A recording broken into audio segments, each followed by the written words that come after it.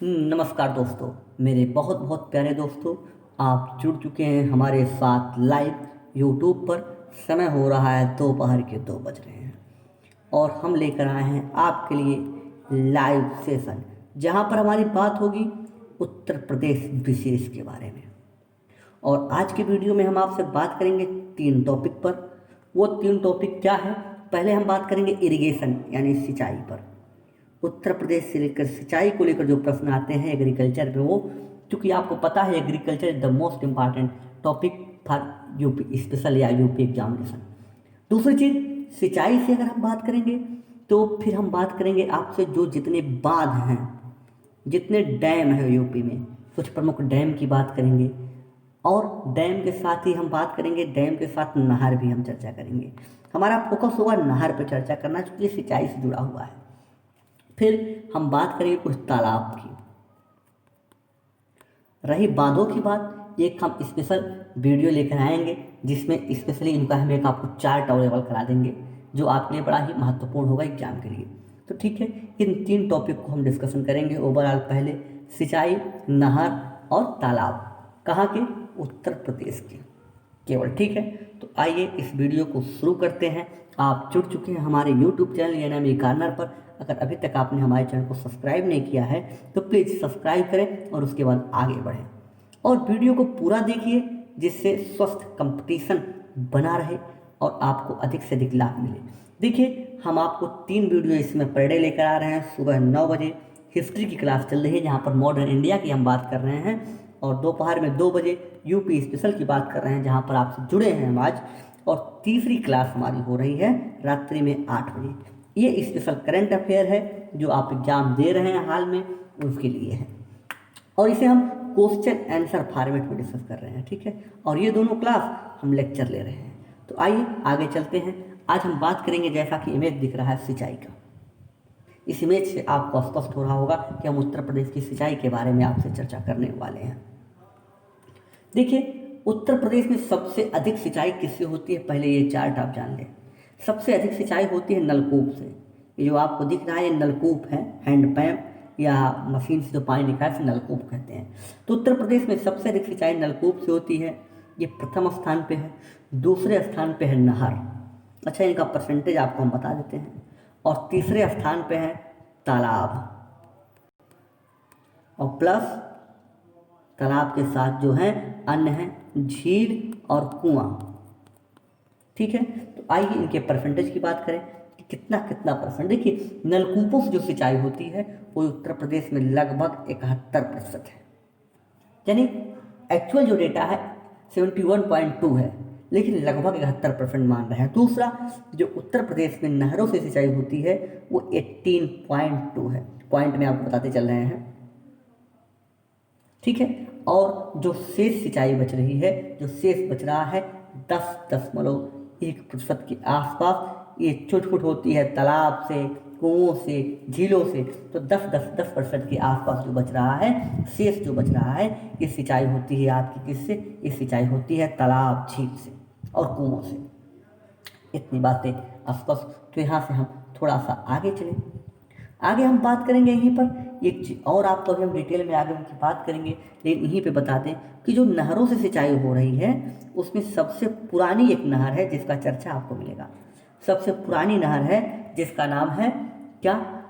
पूर्वी यमुना नहर। ये उत्तर प्रदेश की सबसे पुरानी नहर है। इसका निर्माण आप देखेंगे तो सबसे पहले अगर यहीं बता दें, पूर्वी यमुना नहर जो है सबसे पुरानी, इसको पहले शाहजहां ने बनवाया था।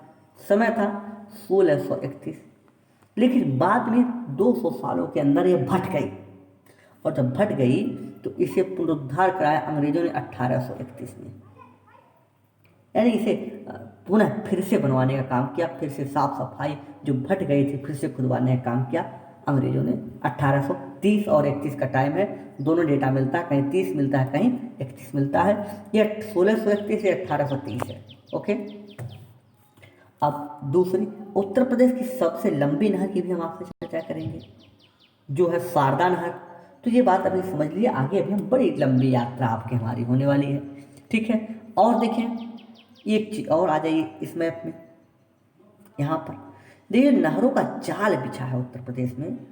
जो नहरों का सबसे ज़्यादा विस्तार है आप देखेंगे इतने क्षेत्रों में है। कौन सा क्षेत्र है ये है पश्चिमी उत्तर प्रदेश का हिस्सा। यहाँ पर नहर देखेंगे बहुत जाल की तरह बिछी हुई है, एकदम एक दूसरे से बंधी हुई है। यानी सबसे अधिक नहरों का विस्तार कहाँ पर है, यूपी के पश्चिमी क्षेत्र में। और इसी वजह से देखेंगे सबसे अधिक नहरों द्वारा सिंचाई भी इसी क्षेत्र में होगी। कहाँ पर, यानी अगर पूछ लिया जाए आपसे कि नहरों की सबसे अधिक सिंचाई कहाँ हो रही है, तो आपको आँख बंद करके मारना है पश्चिमी वेस्ट यूपी या पश्चिमी उत्तर प्रदेश। दूसरी चीज़ आप क्या मारेंगे कि सबसे अधिक जो नहरों के क्षेत्रीय विस्तार है वो सबसे अधिक कहाँ पर है, आपके पश्चिम उत्तर प्रदेश में। लेकिन एक चीज़ आपको यहाँ नोट करना होगा, वो क्या है, नहरों की जो सबसे अधिक लंबाई है वो आपकी है रायबरेली में। आपको एक मैप में बीचों बीच आप देख पा रहे होंगे ये रायबरेली है, ये आपका रायबरेली है। और नहरों की सबसे अधिक जो विस्तार है उत्तर प्रदेश में वो कहाँ पर है, रायबरेली में है। इस बात को भी आप ध्यान रखेंगे।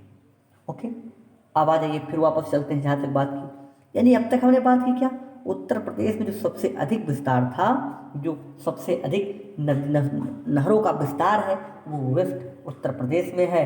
और इसके अलावा दूसरी जो हमने आपसे बात की कि जो सबसे अधिक राज्य, जो किसी जिले में सबसे अधिक नहर की लंबाई है वो रायबरेली में है। एकदम क्लियर।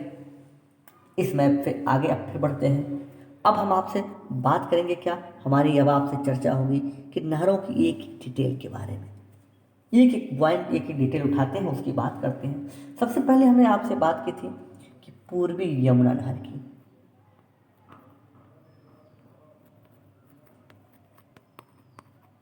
ये पूर्वी यमुना नहर की आपको केवल 2-3 चीज जाननी होगी हर एक नहर की। पहली आपको ये जाननी होगी कि निर्माण कब हुआ, तो हुआ 1830। कब, अंग्रेजों ने इसे जब पुनः दोबारा बनवाया। इसका निर्माण शाहजहां के द्वारा पहले ही करवाया जा चुका था। कब, 1631 में। ठीक है। दूसरी चीज और क्या आपको बतानी थी, ये एक बात हो गई। दूसरी बात हो गई इसका जो क्षेत्र है वो कौन सा है। तो आप देखेंगे इस नहर का जो क्षेत्र है वो आपको इस मैप में आपको दिखाएंगे, वो है आपके ये वाला सहारनपुर मुजफ्फरनगर वाले क्षेत्र में है। सहारनपुर के क्षेत्र में ये फैला हुआ है। दूसरी, ये पहली नहर हो गई। दूसरी नहर की अगर हम आपसे बात करें तो दूसरी नहर हमने आपसे बात की थी वो है आपकी ऊपरी गंगा नहर की चर्चा करेंगे।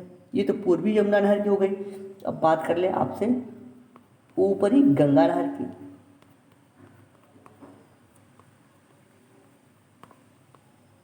इसके बारे में क्या जानना है आपको, सेम चीज जानना है, बनाई कब थी। तो अगर बनने की बात करें तो इसका निर्माण हुआ था 1840 में, और ये 1854 में बनकर कंप्लीट हो गई थी। ये कहाँ पर है, ये गंगा और हरिद्वार के पास है और गंगा से निकलती है। किस नदी से निकलती है, ये गंगा से निकलती है। अच्छा, पूर्वी यमुना नहर नाम से स्पष्ट है कि यमुना से निकलेगी, और ऊपरी गंगा नहर गंगा से निकलेगी। लेकिन कहाँ से निकलती ये भी आपको जानना महत्वपूर्ण है। ये निकलती है कहाँ पर, ये निकलती है हरिद्वार के आस से, हरिद्वार के पास से निकलती है। और इससे भी सिंचाई अगर आप देखेंगे कहाँ पे होगी, अगर हरिद्वार से निकल रही है तो ये भी पश्चिमी उत्तर प्रदेश तक ही सीमित, इससे भी सिंचाई होगी। अब दूसरी नहर की बात कर लें। दूसरी नहर की अगर हम बात करें तो है निचली गंगा नहर। ऊपरी की बात कर लें, निचली की बात कर लें। निचली गंगा नहर क्या है, निचली गंगा नहर, निचली गंगा नहर बना था 1878 में, और ये निकलती है गंगा से। किस स्थान पर, गंगा की में एक स्थान है जहाँ गंगा के पास नरौरा बुलंदशहर में, बुलंदशहर नरौरा से निकल रही है। और ये आप देखेंगे सिंचाई कहाँ किस क्षेत्र में करेगी, तो सिंचाई के लिए आप फिर इस मैप में आ जाइए, क्योंकि सिंचाई हम ही बताते हैं आपको। ये देखिए, ये आप देखिए पहले बुलंदशहर, ये आपका है बुलंदशहर।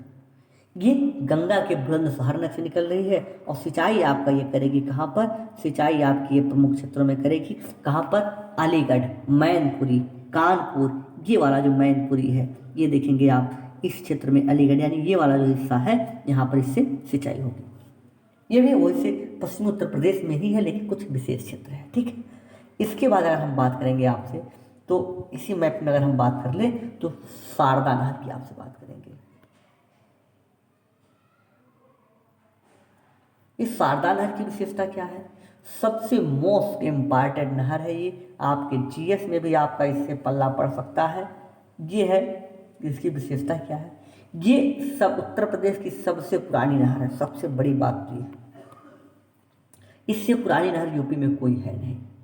सॉरी, सबसे पुरानी नहीं, सबसे पुरानी तो पूर्वी गंगा नहर है, लेकिन सबसे लंबी नहर है, सबसे लंबी नहर है। शारदा नहर सबसे लंबी नहर है उत्तर प्रदेश की, इससे लंबी नहर कोई है नहीं।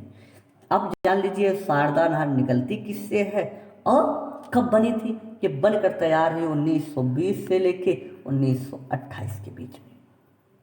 ठीक है, अब इसका एरिया और क्षेत्र की अगर हम बात करें तो आप देखिए शारदा नहर ये निकल रही है शारदा नदी से। कौन सी नदी है? नदी का नाम है शारदा। ये कहाँ से निकल रही है ये भी आप जान लीजिए, आपको जूम करके दिखा देते हैं उसको। ये निकल रही है पीलीभीत से। पीलीभीत आप मैप में देखें, ये है, अगर आपको मैप में आपको दिख पा रहा होगा तो ये है पीलीभीत, और पीलीभीत ये रहा आपका, ये है पीलीभीत। ओके, पीलीभीत से ये नदी, ये नहर निकल रही है। और किस नदी से निकल रही है तो आप देखेंगे यहाँ पे है शारदा नदी। शारदा नदी से निकल रही है पीलीभीत से। ठीक है, इसे जूम आउट जूम इन कर दें, यानी आपको इतनी चीज़ अगर दिख रही है तो इसे हम फिर आप वापस चल चलें, आप देखें यहाँ पर। ओके, ये शारदा नदी से निकल रही थी। और क्या विशेषता इसकी थी? ये किस क्षेत्रों में सिंचाई कर रही है? इस क्षेत्र से यहाँ पर सिंचाई हो रही है, तो सिंचाई के लिए आप देखेंगे इससे जो सिंचाई हो रही है वो इसके पड़ोसी हरदोई, सीतापुर, लखनऊ, इस वाले क्षेत्र में इससे सिंचाई होगी। और ये सिंचाई आगे तक, क्योंकि सबसे लंबी नहर है, तो आप देखेंगे इसका जो क्षेत्र होगा ये पूरा क्षेत्र होगा ऐसे यहाँ तक। ये जो हैच कर रहे हैं ये इसका एरिया होगा। यानी कौन कौन से जिले हो गए? इलाहाबाद, प्रतापगढ़, सुल्तानपुर, रायबरेली, और देखेंगे लखनऊ, उन्नाव, सीतापुर, हरदोई, खीरी, पीलीभीत, ये सभी क्षेत्रों में इस नहर से सिंचाई होगी। इसीलिए कहा गया कि सबसे लंबी नहर है उत्तर प्रदेश की। ठीक है, इतनी बातें स्पष्ट हो तो फिर अगली नहर की एक और की बात करें। एक नहर की अगर हम चर्चा करेंगे तो इससे इस इमेज से चर्चा करना चाहते हैं। वो क्या है? इमेज आपके सामने है, आपको दिख रहा है केन लिंक, बेतवा केन लिंक प्रोजेक्ट जो है उसी से एक नहर निकाली गई है जिसका नाम है केन नहर। कौन सी नहर? जिसका नाम है केन। तो केन नहर की हम बात कर रहे हैं आपसे। केन नहर का निर्माण कब हुआ था तो पहले और इसकी बात आप जानेंगे। तो निर्माण की डिटेल तो ये प्रस्तावित चल ही रही है, लेकिन ये आप देखेंगे यूपी और एमपी की संयुक्त परियोजना है। अब तक जितनी हमने बात की, चाहे शारदा की बात की, चाहे ऊपरी गंगा की बात की ये किसी एक स्पेसिफिक क्षेत्र में थी, लेकिन ये दो राज्यों की संयुक्त परियोजनाएं हैं। कौन कौन राज्य हैं इसमें? उत्तर प्रदेश और मध्य प्रदेश इसमें शामिल हैं। इसमें दो हैं, एक यूपी है और दूसरा आपका एमपी है, शामिल है। दोनों ने मिलकर इसे बनाने का कार्य किया है। देखेंगे एक पन्ना नेशनल पार्क है, उसी के पास ये निकलती है, ये उसके मार्ग के आसपास पड़ता है पन्ना नेशनल पार्क। और इससे उत्तर प्रदेश में जो सिंचाई होती है वो कहाँ पर होती है? तो पहले आप एरिया आइडेंटिफाई कर लें कहाँ पर है। एरिया आपको दिख रहा होगा कि ये एरिया ये वाला है, तो इससे सिंचाई होगी महोबा और बांदा वाले हिस्से में। जो बांदा का क्षेत्र है वहाँ पर इससे सिंचाई होगी। और एमपी में आप देखेंगे तो छतरपुर वाला हिस्सा इससे जुड़ता है और वहाँ पर इससे सिंचाई होगी। तीसरी जो नहर आपसे मैं चर्चा करनी थी वो नहर है आपकी आगरा की नहर, यह आगरा नहर के नाम से जाना जाता है। ये आगरा नहर की क्या विशेषता है? इसका निर्माण 1874 में हुआ था, मुगल काल के समय। आप देखिए ये आगरा का जो ओखला नामक स्थान है आगरा में, वहाँ से निकली हुई है। कहाँ से? ओखला से। और किस नदी से? आगरा में यमुना बहती है तो यमुना से ही निकलेगी, स्वाभाविक सी बात है। ओके, यमुना से निकल रही है ओखला में। और इससे सिंचाई कहाँ कहाँ हो रही है ये भी देखें। तो तो इससे सिंचाई होगी। एक तो दिल्ली में भी, क्योंकि दिल्ली से सटा हुआ है। दूसरा आप देखेंगे हरियाणा में, गुड़गांव वाले हिस्से में, मथुरा उत्तर प्रदेश में, आगरा उत्तर प्रदेश में। तो ये एक भी कई राज्यों में इससे सिंचाई होगी। अब इसके बाद अगर हम बात करेंगे तो एक नहर की और हम बात करेंगे, जिस नहर का नाम है गंडक। अब आ जाइए फिर इस मैप में। गंडक नहर का जो एरिया होगा कि आप देखेंगे यूपी और बिहार का बॉर्डर वाला हिस्सा होगा, ये वाला हिस्सा होगा यूपी और बिहार के बॉर्डर पे। क्यों? दोनों नदी वहीं पर बह रही है, गंडक और गंडक नहर। आप देखेंगे इसकी दो संयुक्त परियोजनाएं हैं, ये दो तरह से बनाई गई, एक यूपी की सहायता से और दूसरी बिहार की। इससे यूपी के कौन कौन से जिले लाभान्वित होंगे? तो आप देख लीजिए, एकदम पूर्वी जिले जो बचे हैं, कुशीनगर, देवरिया, गोरखपुर, महाराजगंज तक इससे लाभान्वित होंगे। कौन सी नहर? गंडक नहर है। ये एक और नहर है जिसे हम सरयू नहर के नाम से जानते हैं। सरयू नहर से कौन लाभान्वित होगा? सरयू नहर से आप देखेंगे कि ये जो, अच्छा पहले इसकी निकलती कहाँ से? आप जब लोकेशन जान जाएंगे तो निकलेगी कहाँ से आप समझ जाएंगे। सरयू जो नहर है ये निकलती है सरयू नदी से। इसे हम एक अन्य नाम से जानते हैं घाघरा। इसे अन्य नाम से नेपाल में जाना जाता है कर्नाली। इसकी बात हमने वीडियो में, पिछले वीडियो में की, जहाँ पर हम नदियाँ कवर की थी। तो अब देखिए ये जो आपकी सरयू नहर है ये निकल रही है, आपको एक जिला दिख रहा होगा यहाँ पर, बहराइच। जी, बहराइच जिले को जूम अगर करवाना चाहते हो तो बिल्कुल कर देंगे हम। ये देखिए, ये है बहराइच। इसके आसपास देख लीजिए, गोंडा है, श्रावस्ती है, बाराबंकी है, सीतापुर है, खीरी है। ठीक है, तो अगर ये यहाँ से निकल रही है तो इससे लाभान्वित भी इसी के पास के जिले होंगे। तो अब देखिए, ये जब यहाँ से निकल रही है तो इससे कौन कौन से जिले लाभान्वित होंगे ये समझ लीजिए। तो इससे जो जिले लाभान्वित होंगे उनकी लिस्ट आपको यही हम दे देते हैं। देखिए, ये निकल रही है, आपको बताया हमने, घाघरा से कतरनिया घाट। यहाँ पर एक घाट है, कौन सा, जिसे हम जानते हैं कतरनिया घाट के नाम से। थोड़ा सा छोटा कर ले, अब सही है।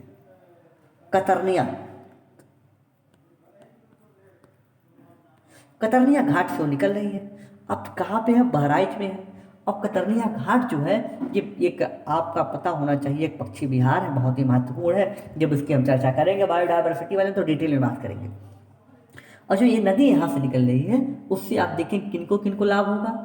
इनसे लाभ होगा यहाँ पर श्रावस्ती, बलरामपुर, गोंडा, बस्ती, संत कबीर नगर, सिद्धार्थ नगर, और इतना ही नहीं, ये गोरखपुर तक भी फैल जाता है आगे इसका क्षेत्र, इस नहर का, जिसे सरयू नहर के नाम से जानते हैं। एक महत्वपूर्ण नहर और आपको यहाँ चर्चा करनी है, वो कौन सी है? वो है सरयू नहर। सरयू नहर की हमने बात की, वो है रानी लक्ष्मीबाई नहर। तो आइए अब उस नहर की बात कर लेते हैं, रानी लक्ष्मीबाई नहर की। ये निकलती है रानी लक्ष्मीबाई बेतवा नदी से। बेतवा नदी कहाँ बहती है ये भी आपको समझना होगा। तो बेतवा नहर निकलेगी बेतवा नदी से। आइए थोड़ा सा आपको बेतवा रिवर एक बार दिखा देते हैं, थोड़ी सी चीज़ें और आपके लिए आसान हो जाएंगी। तो देखिए, ये जो नदी आपको यहाँ पे बह रही है ये है बेतवा नदी, और इसी नदी से निकल रही है कौन सी नहर? बेतवा नहर। तो बेतवा नहर जब निकलेगी तो इसी एरिया को वो लाभान्वित करेगी। लेकिन पहले आप ये जान लें को निकल कहाँ से रही है? वो निकलेगी ललितपुर से। ललितपुर आप देख रहे हैं, तो यानी ललितपुर से अगर निकलेगी बेतवा तो ये, इसमें मध्य प्रदेश का भी योगदान होगा, क्योंकि मध्य प्रदेश का भी ये वाला हिस्सा, टीकमगढ़ वाला भी इससे शामिल होगा। और क्या होगा? तो ये जो बेतवा नदी जब यहाँ से निकल रही है तो यहाँ पर इसके पास के जो जिले होंगे ललितपुर के, उन्हें वो लाभान्वित करेगी। कौन सी जिले, कौन कौन से देख लें यहाँ पर, आप यहाँ पे आपको मिल जाएगा महोबा, झांसी, हमीरपुर, ललितपुर यहाँ पर है, और जालौन, यानी इन्हीं हिस्सों को लाभान्वित करेगी। मुख्यतः ज़्यादा इसका जो पानी जाता है वो हमीरपुर और जालौन में जाता है। ये एक और आपको जानना है, वो जानना है रिहंद बांध परियोजना। रिहंद बांध की आपसे चर्चा कर लें। देखिए, ये निकलती है रिहंद नदी से। आपको याद होगा कि रिहंद नदी कहाँ पर है? नहीं याद है तो याद दिलाने की जिम्मेदारी मेरी है। रिहंद नदी बहती है सोनभद्र में, सोनभद्र जिले को तो आपको बताना नहीं पड़ेगा कहाँ पड़ेगा, क्योंकि आपको इतना तो याद ही रहता है सोनभद्र कहाँ है। कहिए तो जूम करके दिखा देते हैं आपको सोनभद्र भी, इतना अगर दायित्व हमारा है तो करेंगे भाई। ये देखिए, ये आपका जिला है सोनभद्र, ये पेन ले लें, ये देखिए ये आपका जिला है सोनभद्र। तो ये जो रिहंद नदी है सोनभद्र में बहती है, और सोनभद्र के जो स्थान, एक स्थान है जिसका नाम है पिपरी। क्या नाम है? पिपरी। पिपरी नामक स्थान से ये निकल रही है रिहंद नदी, रिहंद नहर। और जो रिहंद नहर निकल रही है, इससे लाभान्वित कौन कौन से जिले होंगे? इसके सटे हुए, देखिए इसका सटा हुआ चंदौली है, मिर्ज़ापुर है, बनारस है। तो ये जिले, और साथ ही साथ आप देखेंगे प्रयागराज भी है, यहाँ पे आप जो अन्य जिले हैं ये भी लाभान्वित होंगे, भदोही है। तो ये जिले उससे लाभान्वित होंगे, उसका लाभ उनको मिलेगा। ठीक है, तो ये पूरी उत्तर प्रदेश की जितनी महत्वपूर्ण नहरें थी, जितनी भी महत्वपूर्ण नहर थी, उसकी हमने आपसे डिटेल में बात की। इससे बाहर आपसे कोई नहर पूछी नहीं जाने वाली है, ऐसा तो मेरा मानना है, और ये सही भी मानना है, गलत मानना नहीं है। तो इतना इंश्योर करूँगा कि आप इसके क्षेत्र को एक बार याद कर लीजिए। जैसे रिहंद का नाम आया तो आपको याद आ जाना चाहिए कि ये सोनभद्र के हिस्से में है, तो उसके पास वाले जो जिले हैं वहाँ पे लाभान्वित होंगे। जैसे आपको याद आया कि ऊपरी गंगा की बात हो रही है, तो ऊपरी गंगा यहाँ कहीं पड़ेगी, तो इससे उत्तर प्रदेश का लाभ होगा, पश्चिमी वाले का। तो ये चीज़ आपके दिमाग में हो जानी चाहिए। आपको ये इमेज को क्लियर करने के लिए एक और इमेज आपको हम दिखाना चाहते हैं।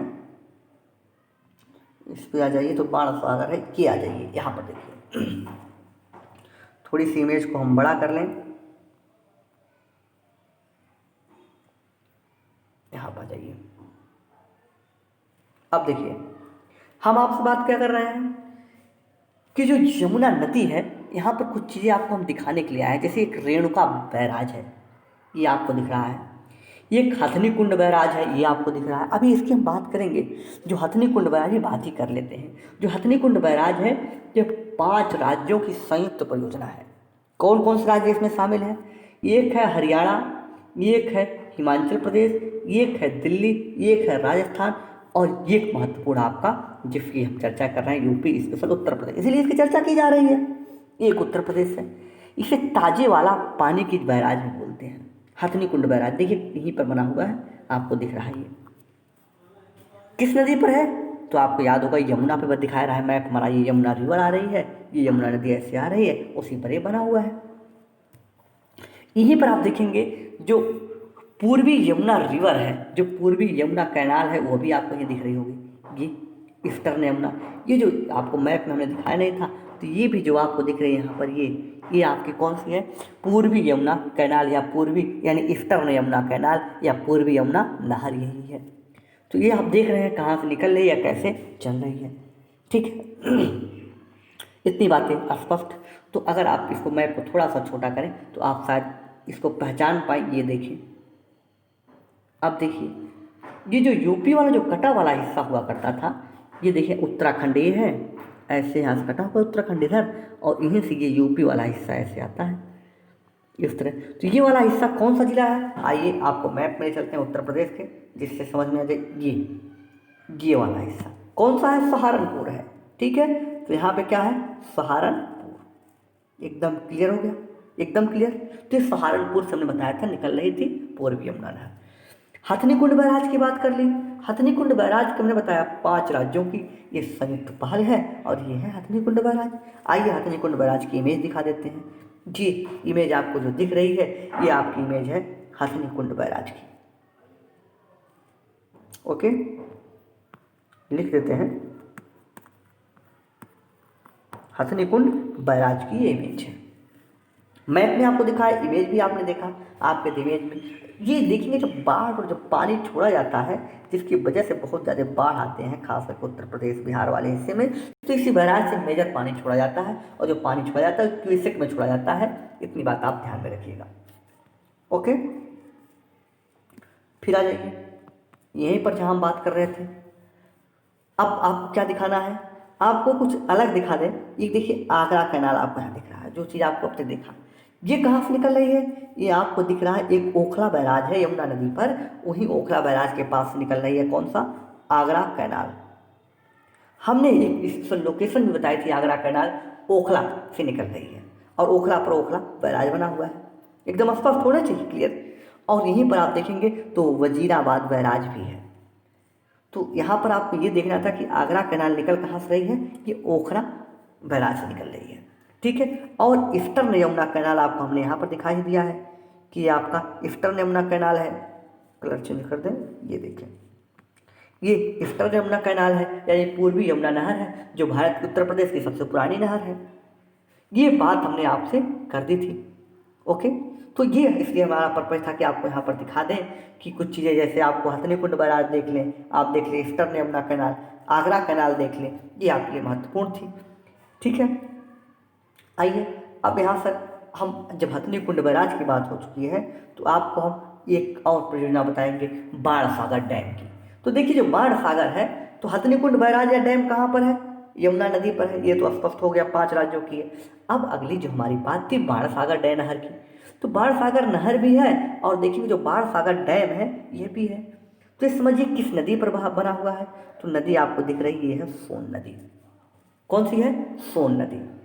और देखिए कहाँ पर है, तो ये जो क्षेत्र आप देख रहे हैं ये लिखा है मिर्जापुर, मिर्जापुर के क्षेत्र में है। और इस जो बाण सागर डैम है या बाण सागर नहर है, इस नहर से किन क्षेत्रों को पानी जा रहा होगा, तो इससे सटे हुए जो क्षेत्र होंगे, फिर यूपी से दिखाएंगे आपको, हम बार बार दिखाएंगे जब तक आप पक ना जाएंगे। तो हमने बताया ये कहाँ पर है, आपको याद है मिर्जापुर में, यहाँ पर है। तो मिर्जापुर में अगर है तो मिर्जापुर से सटा सोनभद्र है, तो मिर्जापुर और सोनभद्र दोनों में इससे सिंचाई हो रही होगी, ओके। ये थी बाण सागर की। बाण सागर किस नदी पर है, सोन नदी पर है, ये भी आपको बता दिया गया है, याद होना चाहिए। अब इसके बाद एक और बैराज आपको हम बता दें, गोकुल बैराज। देखते हैं इसमें गोकुल बैराज दिया है कि नहीं, अगर नहीं दिया है तो आप जान लीजिए, आपको हम बता देते हैं कि एक और दिख तो नहीं रहा, एक और बैराज है जिसका नाम है गोकुल। जो गोकुल बैराज है, ये देखेंगे इसका उद्देश्य ये नहर सिंचाई के लिए नहीं है, ये पेयजल के लिए बनाया गया है, पीने योग्य पानी के लिए बनाया गया है। और कहाँ पर, ये आगरा और मथुरा वाले हिस्से में के लिए बनाया गया है, ठीक है। तो ये थी आपकी डिटेल वहाँ से, ठीक है। इसके आगे अगर हमें जो बात करनी है वो हमारी आपसे चर्चा होगी अब झीलों के बारे में। आइए चलते हैं झील की तरफ, आइए झीलों की बात कर लें। झीलों में देखेंगे कुछ, सबसे पहले हम सीएम के ज़िले पे चलते हैं जिनका नाम है गोरखपुर। गोरखपुर ये ज़िला आपको दिख रहा है, ये गोरखपुर है, यहाँ पे आप देख सकते हैं ये गोरखपुर है, इसमें आ जाइए। गोरखपुर जो ज़िला आपको दिख रहा है ये वाला, इस गोरखपुर ज़िले में एक तालाब है जिसका नाम है रामगढ़, रामगढ़ का तालाब, या इसे चुलवा ताल भी बोलते हैं। तो ये आपको जानना है गोरखपुर में है। गोरखपुर से ठीक बगल में सटा हुआ आपको मिल रहा है एक और जिसका नाम है संत कबीर नगर जिला, ये, और यहाँ पर बखिरा झील है, ठीक है। उसके बाद यहीं से अगर आप और पास में आ जाइए तो अच्छा एक चीज़ और देखेंगे, यहीं से लखनऊ आपको यहाँ दिख रहा होगा, ऐसे रैंडम दिखाते हैं। लखनऊ में आपको मिलेगा करेला, और लखनऊ के बीच में आप देखेंगे यहीं बगल में है उन्नाव, और यहाँ पर मिलेगा आपको नवाबगंज। बहराइच में आ जाइए, बहराइच ये है, अच्छा इसमें दिखा दे बहराइच आपको, हम तो देख रहे हैं लेकिन आप भी देख लीजिए, इसमें आ जाइए, देखिए ये वाला हिस्सा बहराइच है। बहराइच में आपको जो मिलेगा तालाब, उस तालाब का नाम क्या है, उस तालाब का नाम है चितौरा, चितौरा तालाब। गोंडा, बगल में आप आ जाइए गोंडा। गोंडा में कौन सा तालाब मिल रहा है, गोंडा में मिल रहा है आपका पार्वती या अर्गा तालाब। आप देखेंगे यहीं पर एक उनका वाइल्ड लाइफ सेंचुरी भी है या वर्ल्ड पक्षी विहार भी है। कौन सा है, पार्वती या अर्गा, ठीक है, ये गोंडा में है। गोंडा के बाद आपको, गोंडा हमने दिखा दिया, अच्छा यहाँ पे हाईलाइट कर देते हैं, ये बारी बारी रेड से हाईलाइट करेंगे। गोरखपुर दिखाया, संत कबीर नगर दिखाया, बहराइच दिखाया, गोंडा दिखाया, लखनऊ दिखाया, ओके। आइए आगे, ब्लू प्रिंट से आइए आगे। अब यहाँ से हम बात करेंगे आपसे मिर्ज़ापुर से, ये है, आइए रेड से, ये है मिर्ज़ापुर। मिर्ज़ापुर में कौन सा है, मिर्ज़ापुर में आप देखेंगे 3 तालाब मुख्यतः हैं। कौन कौन से, इनमें आपको नाम मिलेगा एक है जिरगो, दूसरा आपको मिलेगा सिरसी, तीसरा आपको नाम मिलेगा टांडा दरी ताल। तो ये 3 प्रमुख नाम हैं जो मिर्ज़ापुर में अवस्थित हैं। ठीक है, इसके अलावा मिर्ज़ापुर के बाद अगर हम बात करेंगे तो हम बात करेंगे बलिया की। बलिया आप कहाँ देख रहे हैं? बलिया आपको दिख रहा होगा, बलिया यहाँ पर है। आपको फिर रेड से ब्लू से दिखाते हैं। बलिया, यहाँ से एरो लेके आए बलिया, यहाँ पर कौन सा है? यहाँ पे है सुरहा ताल। क्या है? सुरहा ताल बलिया में है। ठीक है, ये पूर्वी भारत के जो मेजर ताल थे। अच्छा, सोनभद्र भी देख लें यहीं पे। सोनभद्र आपको दिख कहाँ रहा है? सोनभद्र, ये रहा सोनभद्र, हाईलाइट कर दिया। अब एरो भी बना देते हैं ब्लू से। ये सोनभद्र में कौन सा तालाब है? सोनभद्र में है गोविंद बल्लभ पंत सागर। ये क्या है? ये कृत्रिम झील है और देखेंगे ये भारत की सबसे बड़ी झील भी है, मानव निर्मित, ध्यान रखिएगा। ओके, यहीं से अब आगे आ जाइए अयोध्या में। अयोध्या की भी बात कर लें। अयोध्या कहाँ है? यही फैजाबाद वाला हिस्सा अयोध्या के नाम से जाना जाता है। तो जो अयोध्या है या फैजाबाद है, यहाँ पर एक तालाब है जिसका नाम है दरवन। दक्खन नहीं है, दरवन तालाब या दरवन झील के नाम से जानते हैं। ओके, अब यहाँ से आगे जाइए। दरवन की भी आपने सीखा, दरवन आपने देखा, फैजाबाद। फैजाबाद के बाद आ जाइए, आप देख लीजिए कौशाम्बी। अयोध्या इलाहाबाद से बगल में है, पश्चिम में कौशाम्बी। कौशाम्बी में देखेंगे तो कौशाम्बी में आपको एक तालाब मिलेगा जिसका नाम है, ब्लू से आपको दिखा है, अलवारा। अलवारा ये कौशाम्बी में है। अच्छा जी, और कौन सा? और आप जाइए, ये मुख्यतः जो आपने यहाँ पर देखा, जो पूर्वोत्तर वाले भाग, जो पूर्व ईस्ट यूपी की चीज़ थी, यहाँ पे आपने मेजर वाला देखा। और कौन सा है ईस्ट यूपी में? पहले हमने 2 आपको बताया, एक संत कबीर नगर में बखिरा और दूसरा हमने बताया था गोरखपुर में रामगढ़ या चिलुआ ताल। अब आज वेस्ट यूपी वाले हिस्से में चलते हैं, थोड़ा सा देख ले कौन कौन सा मशहूर है। तो देखेंगे वेस्ट यूपी में जब हम चलेंगे तो उसमें सबसे पहले आप वेस्ट यूपी को हम ब्लू से दिखाएंगे। देखिए यहाँ पर आपको मिल रहा है मुजफ्फरनगर। मुजफ्फरनगर में आपको मिलेगा यहाँ पर शुक्रताल। शुक्रताल, ठीक है, ये कहाँ पे है? ये मुजफ्फरनगर में है। इसके बाद और वेस्ट यूपी में देखें कौन सा है? वेस्ट यूपी में और आपको मिलेगा, आ जाइए यहाँ पर, पेन चेंज कर लें, ब्लू। ठीक है, वेस्ट यूपी में आपको मिलेगा आगरा में। जी, आगरा में कौन सा है? आगरा में नाम है इसका कीमठ ताल। कीमठ ताल, ओके, ये आगरा में अवस्थित है। कोई दिक्कत नहीं, आगे आ जाइए, दिक्कत नहीं है तो अच्छी बात है। अब आ जाइए कीमठ ताल के बाद। अब देखिए सेखा ताल है, अलीगढ़ में ही बगल में है। कौन सा है? सेखा ताल। ठीक है, अलीगढ़ में आपने देखा सेखा ताल है। इसके अलीगढ़ के बाद अगर हम आपको यही दिखाएं तो इसी के पास में आ जाइए, आप चले आइए इस तरफ बदायूं वाले हिस्से में। ये रहा आपका बदायूं। बदायूं में कौन सा है? तो बदायूं में देखेंगे यहाँ पर है सागर ताल। सागर ताल, ठीक है। तो ये कुछ महत्वपूर्ण झीलें और तालाब थी जिन्हें आपको यूपी के बारे में जानना था। ठीक है, इतने ही महत्वपूर्ण हैं। और अगर आप एक आध महत्वपूर्ण और देखेंगे तो आपको मेरठ में मिल जाएगा। मेरठ में कौन सा है? मेरठ में आपको मिलेगा, वो आपका है मेरठ में किस नाम से? एक मिनट, रामताल के नाम से। रामगढ़ में रामताल के नाम से मेरठ में रामताल है, तो मेरठ भी आप देख सकते हैं। तो ये कुछ महत्वपूर्ण थे जिन्हें आपको जानना था। आपको मेरठ यहाँ पे दिख रहा होगा। जैसे कुछ महत्वपूर्ण चीज़ जो हमने कवर की है वो इतना ही आपको तालाब कवर करना था। आइए जितनी हमने बात की उनकी थोड़ी सी जो हमारे पास की पीटी है उसको आपको दिखा देते हैं। हमने बात की सिंचाई में कि जो नलकूपों से सबसे अधिक सिंचाई होती है उसका परसेंटेज 71% है। उसके बाद नहर है, फिर तालाब और झील कुआं है। सबसे पुरानी नहर हमने बताई यमुना, पूर्वी यमुना नहर 1830 में बनी। 1831 में शाहजहाँ के द्वारा ये पहली बार बनवाई गई थी। शहर की सबसे लंबी नहर प्रणाली शारदा है, जो 1928 में बनती है और शारदा नदी से निकलती है। टोटल लंबाई 12,368 किलोमीटर है। ठीक है, यही रीजन आप देखेंगे कि ये निकल तो रही है शारदा से। शारदा नहर से निकलने के बाद इसकी जो पीलीभीत से निकलने के बाद ये सिंचाई करती है प्रतापगढ़ इलाहाबाद तक।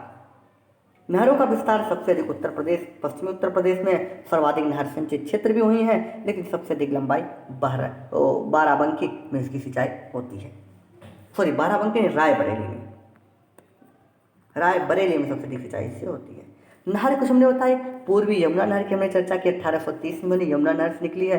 फैजाबाद सहारनपुर, ये फैजाबाद ये अयोध्या वाला नहीं है, सहारनपुर का फैजाबाद है, वहाँ से निकलती है। ये आप देखेंगे ऊपरी गंगा नहर 1840-54 में है, एक गंगा के हरिद्वार से निकलती है, पश्चिमी उत्तर प्रदेश पूरा इसका एरिया है। निचली गंगा नहर ये 1878 में गंगा के नरौरा जो बुलंदशहर है वहाँ से निकलती है, अलीगढ़ मैनपुरी वाले हिस्से में इससे सिंचाई होती है। शारदा नहर जो सबसे बड़ी है ये 1920 और 28 के बीच बनी है, शारदा नदी से निकलती है। पीलीभीत इसका जो स्थान है वहाँ से निकल रही है और ये सिंचाई कर रही है सीतापुर, लखनऊ, रायबरेली, सुल्तानपुर तक। अगर देखिए केन नहर ये यूपी और एमपी की संयुक्त पहल है और ये पन्ना के निकट से आती है और साथ ही साथ ये बांदा और छतरपुर में ये सिंचाई करती है। आगरा नहर की बात की तो 1874 में बनाई यमुना की ओखला बैराज जो है वहाँ पर से निकल रही है और दिल्ली, गुड़गांव, मथुरा, आगरा यहाँ पे सिंचाई कर रही है। सरयू नहर की बात की, ये घाघरा से कतरनिया घाट जो बहराइच का हिस्सा वहाँ से निकल रही है और साथ ही पूर्वांचल में सिंचाई करती है, जहाँ पर पूर्वांचल का क्षेत्र है बस्ती, गोरखपुर, बहराइच, फैजाबाद, इस वाले क्षेत्र में आप देखेंगे गोंडा, बलरामपुर वाले क्षेत्र में सिंचाई कर रही है। इसका गोरखपुर तक भी एरिया पहुँच रहा है। उसके बाद रानी लक्ष्मीबाई बांध है, ये बेतवा नदी से निकल रही है और ये ललितपुर में सिंचाई कर रही, से बेतवा नहर के नाम से भी जाना जाता है। और ये आप देखेंगे बेतवा पर माता टीला एक डैम बना है और उसी डैम के कारण ये निकल रही है ललितपुर से और सिंचाई कहाँ कर रही है, हमीरपुर और जालौन, बांदा वाले हिस्से में। रिहंद घाटी जो योजना है उससे रिहंद नहर का निकला है और ये सोनभद्र के पिपरी नामक स्थान से निकलती है, मिर्जापुर, सोनभद्र, बदायूं, प्रयागराज इस वाले हिस्से में ये इससे सिंचाई हो रही है। इसके बाद हथनी कुंड बैराज की हमने आपसे बात की थी। 5 राज्यों की संयुक्त पहल थी। 5 राज्यों में हमने नाम आपको बताया था, हरियाणा, हिमाचल प्रदेश, उत्तर प्रदेश, दिल्ली और प्रयाग और राजस्थान। तो देखेंगे जी प्रमुख थी। इसका निर्माण हुआ था 1872 में और इसे ताजेवाला बैराज के नाम से भी जाना जाता है। और क्या जानना था, बाणसागर नहर, ये यूपी, एमपी और बिहार की संयुक्त पहल है। आप देखेंगे बाणसागर ये सोन नदी पर बनाया गया है, मिर्जापुर और सोनभद्र वाले हिस्से में इसकी सिंचाई हो रही है। गोकुल बैराज ये पेयजल के लिए बनाया है, आगरा और मथुरापुर में से सिंचाई हो रही है। तो एक लिस्ट हमने आपको यहाँ पर तैयार की है, जिस लिस्ट के बारे में आपको जानना था कि कौन सी नदी कौन सा ताल कहाँ पर अवस्थित है। देखिए रामगढ़ ताल गोरखपुर में, बखिरा में संत कबीर नगर में बखिरा, लखनऊ में करेला, नवाबगंज में उन्नाव, चितौरा बहराइच में, पार्वती या अर्गा गोंडा में, जिरगो, सिरसी, टांडा, दरी ताल ये मिर्जापुर में है, सुहरा ताल बलिया में है, शुक्र ताल मुजफ्फरनगर में है, रामगढ़ ताल मेरठ में है, कीमठ ताल आगरा में है, शेखा ताल अलीगढ़ में है और गोविंद वल्लभ पंत ताल सोनभद्र में है, अलवारा ताल कौशाम्बी में है, तरवन ताल अयोध्या में है और लक्ष्मी ताल या वरुण ताल ये सब झांसी में अवस्थित है। एक ताल और आपको हमने बताया वो था सागर ताल जो आपका अवस्थित है बदायूं में। ठीक है, इतनी हमने आपसे इस वीडियो में बात की थी। कुछ ताल और आपको अगर हम याद दिलाएं तो हमने आपको बता दिया था, यहाँ पे और एक आध ताल की चर्चा कर देते हैं क्योंकि बीच वाला हिस्सा थोड़ा सा छोटा लग रहा है। तो देखिए आपको कन्नौज में बता दें, यहाँ पर ये कन्नौज में एक ताल है जिस ताल का नाम है देवरिया ताल। इसलिए महत्वपूर्ण, चूँकि देवरिया जब मैंने डिस्ट्रिक्ट देखी तो हमें याद आया कि आपको चर्चा करते हैं। देवरिया ताल देवरिया में नहीं है, ये कन्नौज में है, ये आपको याद रखना होगा। इसकी पीपीटी हमारे पास है नहीं, लेकिन आपको यहाँ पर डिस्कस कर दे रहे हैं। ये कन्नौज में है देवरिया ताल। और कौन सा, इटावा में आ जाइए, इटावा में ही बगल में आपको मिलेगा भीखा ताल। ओके, अब एक चीज और, आप पीलीभीत चलिए, ऊपर वाले हिस्से में आ जाइए, एरो से दिखाएंगे ये पीलीभीत में। आप देखेंगे पीलीभीत में आपको मिलेगा फूहर ताल या गोमल ताल, जहाँ से गोमती नदी निकलती है जो लखनऊ होते हुए जाकर आगे गंगा में में मिल जाती है। ये आपको बहुत महत्वपूर्ण याद रखना होगा इसको। पीलीभीत का फुहर ताल। कुछ दार्शनिक ताल हैं जिन्हें आपको याद रखना होगा। कुछ जैसे धर्म से जुड़े हुए ताल हैं, उन्हें आप कुंड जिसे कहते हैं, उन्हें आपको याद रखना होगा। उनके लिए आपको एक नाम आपको दे दें, कन्फ्यूजन थोड़ा सा है, हमें याद जैसा आ रहा है, ब्लैक पेन का यूज करेंगे उसके लिए। देखिए मथुरा में आपको मिलेगा, जो मथुरा आपको दिख रहा है ये मथुरा है। मथुरा में आपको मिलेगा कई कुंड ऐसे, जैसे आपको मिलेगा यहाँ पर मानसी कुंड, कोकिला कुंड, कोकिला वन भी मिलता है यहाँ पर, और आपको नौ झील मिलेगा, राधा कुंड, श्याम कुंड, ये सब आपके मथुरा में मिलेंगे। ऐसे ही एक और दार्शनिक स्थल है, धार्मिक स्थल है आपका सीतापुर। सीतापुर में आपको मिलेगा दार्शनिक कुंड नाम से एक, और दूसरा आपको मिलेगा चक्र कुंड, तो ऐसे जिसे नेमिष कुंड के नाम से भी जाना जाता है। अयोध्या एक धार्मिक स्थल है, अयोध्या में भी आपको इसी तरह से कुंड मिलेंगे, सीता कुंड, भरत कुंड, ये सब आपको अयोध्या में मिल जाएंगे। ठीक है, तो ये थी आज की पूरी वीडियो, इतनी ही आज की वीडियो में टोटल चीज़ें थी। तो आज की वीडियो में रुकेंगे हम यहीं पर, मिलेंगे आपसे अगले वीडियो में। तो अगर अभी तक आपने हमारे YouTube चैनल को सब्सक्राइब नहीं किया है तो प्लीज़ सब्सक्राइब करें, अधिक से अधिक शेयर करें। ये थी आज की वीडियो में पूरी ताल प्लस नहर और सिंचाई की डिटेल। मिलेंगे आपसे अगले वीडियो में। समय आपके पास पर्याप्त है, एक एक वीडियो आप पर डे देखिए, नोट्स बनाते रहिए। एग्ज़ाम जैसा कि 3 दिन पहले ही सूचना आ चुकी है कि 1 हफ्ते 7 दिन के लिए टाल दिया गया है। अब ये 20 सितंबर को होगा, और बच्चे लगातार बहुत बड़े पैमाने पर प्रोटेस्ट कर रहे हैं। देखिए रिजल्ट क्या आता है, एग्ज़ाम होता है या नहीं, लेकिन होना चाहिए, ऐसी सरकार अधिक है। ठीक है दोस्तों, दीजिए आगे अपने मित्र को। मिलेंगे आपसे अगले वीडियो में। जय हिंद, जय भारत।